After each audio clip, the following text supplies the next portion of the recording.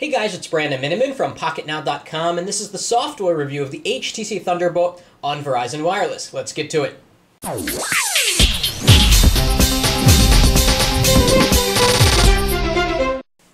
Now, for those of you that already know HTC Sense and all of its inner workings and its widgets and its design elements, this is going to be kind of a review for you. But those of you looking at the HTC Thunderbolt kind of for the first time, for those that don't really know the Sense interface that well, this video should be helpful in kind of helping to navigate that for you. Because the truth is that this device is basically the same when you get down to the software as the Inspire 4G and the Desire HD and the Legend and lots of other phones that have come out recently, which isn't such a bad thing. The HTC Sense interface has won awards, it has won acclaim, it is one of the best Android interfaces, if not the best Android interface. And what that means is that HTC has sort of put something on top of the stock Android experience to make it look a lot better. There's a lot of eye candy that goes on here.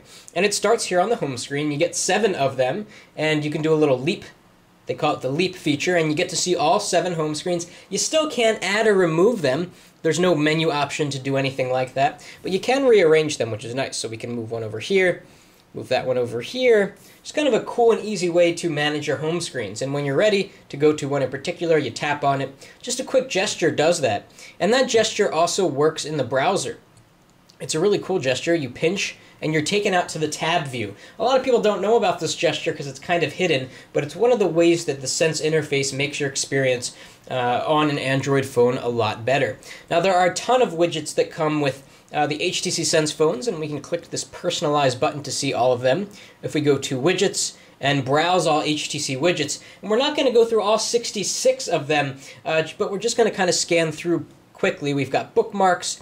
I mean, really good-looking widgets that help to really make your home screens dynamic.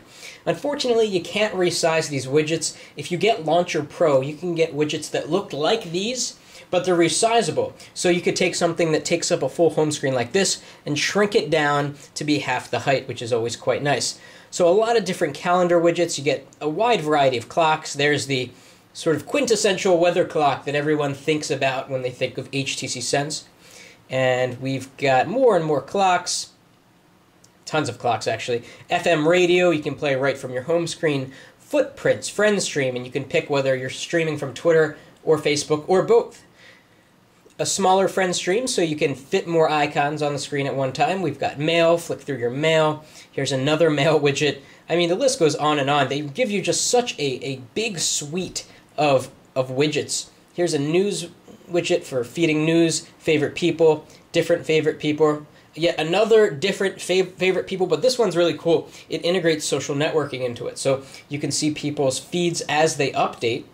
Again, these widgets will take up CPU cycles and battery life, so you got to ask yourself, is it really worth having these widgets on your home screen if that means that they're going to take up or use up battery life? So let's take this one, and I'll take select my group. I'm just going to do HTC favorites, and it's going to pull up this widget with some people that I've added before to an HTC widget, and the pictures are high quality, and from here you can action on different people, and after you tap on their face, it will take you into the contact screen. So we're going to delete that off the screen. So you get a lot of choices with widgets. Again, what a lot of people do in this case, they think the HTC Sense home screen experience is a little bit too heavy. It's very beautiful, but it's heavy. So they put on ADW Launcher or Launcher Pro.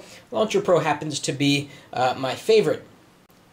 And in fact, if you want to see what Launcher Pro looks like, this is how I have my Launcher Pro set up here on the Inspire 4G. I mean, at the end of the day, they're very similar, but we've got a cool dock along the bottom. It's a little bit faster. We've got these resizable widgets, but this is not an advertisement for Launcher Pro, just giving you some ideas on how to customize your home screens. So let's move that aside and talk about some of the other built-in applications. So if we go into settings, we can see that this phone is running on Android 2.2.1. This is likely to be upgraded to Gingerbread in the near future, probably late spring to early summer. Obviously, 2.2 is not the newest version of Android, so it would make sense that HTC would update that on their high-end device. This is one of their most high-end devices right now. Another thing we want to talk about, we're going to go into the browser and some other applications, is the speed of this device. This is a 4G LTE phone. Right now, at this location right here, there's no 4G. But it's very funny. If you go outside my apartment and walk to the left about 50 feet, you suddenly get 4G. So I've been all around town, anywhere that there's 4G, running benchmarks. My friends think I'm crazy, but I've run probably 24 benchmarks here. You can see the speeds that you're getting, about 13 at the most, 7, 6, and a lot of these were under full bar conditions. If you're over 3G, you'll do, whoop, tells you the date and everything. If you're over 3G, you'll do about 1.3 megabits per second on their Rev A network.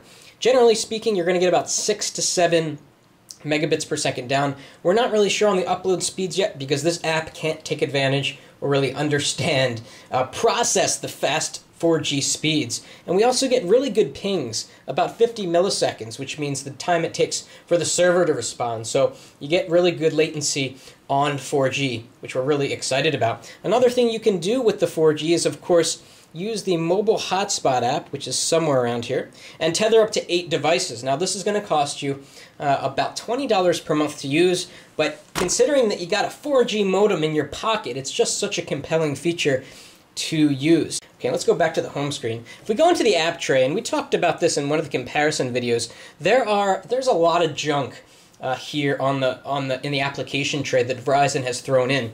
What we have here is listed the apps that I've downloaded, and then after Adobe Reader, those are the apps that have come on the Thunderbolt. And we already talked about this. We've got BitBop and City ID. The list goes on, and these built-in apps you cannot remove. So it's super annoying having to always see these applications that you may never use or want to use because Verizon thinks that they should be on the device. So kind of a downside there.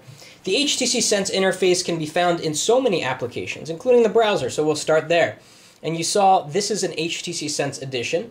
The browser bar up here is an HTC Sense Edition. It's kind of the kind of a slate-like looking address bar, which matches the skin that you've set for the operating system. And I'll show you the skin command in a moment. If we go down here to menu and settings, there's a lot of settings you can change here. One that people will probably care most about is the enable plugins area, wherever that might be.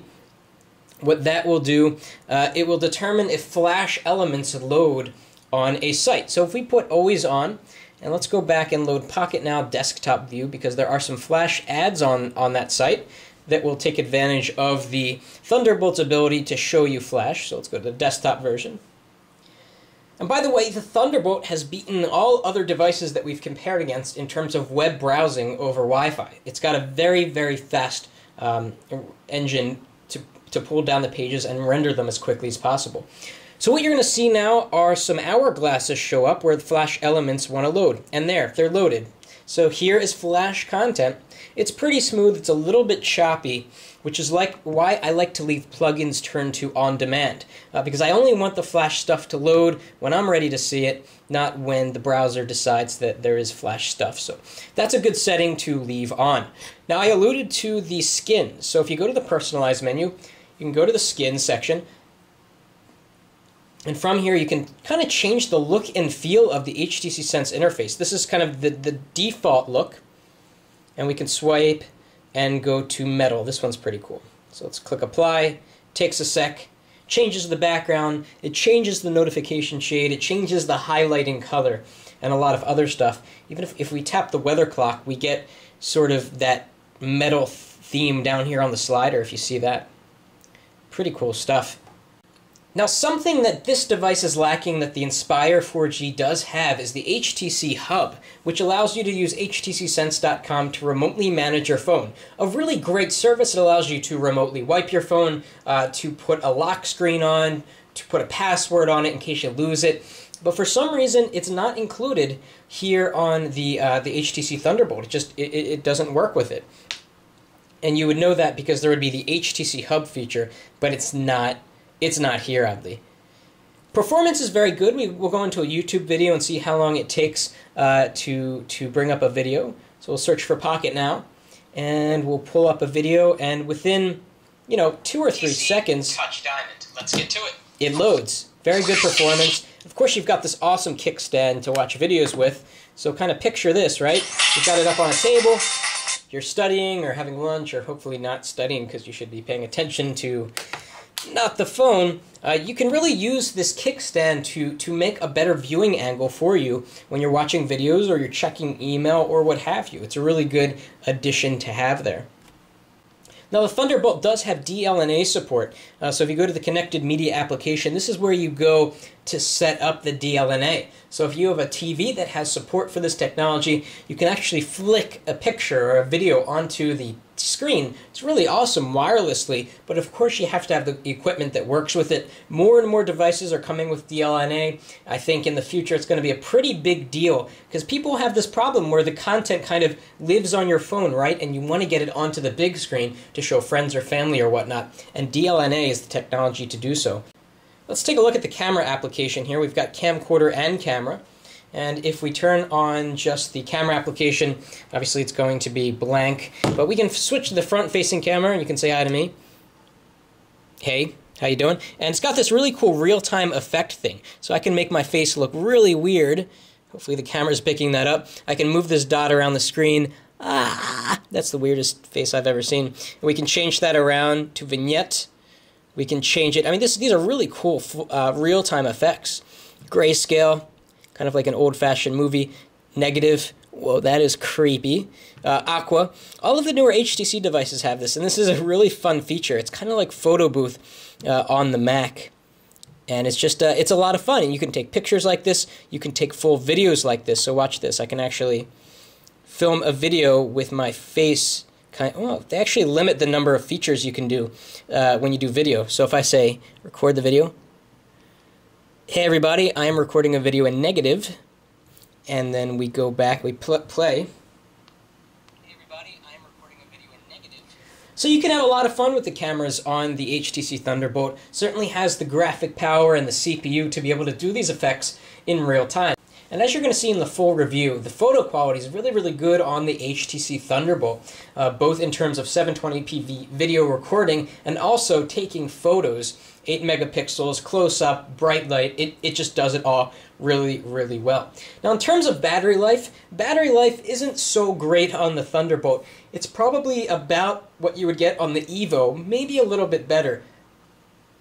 Since certainly Android has evolved since then, and usually with every incremental upgrade in HTC Sense and Android, you get better battery life. So we're going to say you can get through about a day with heavy use.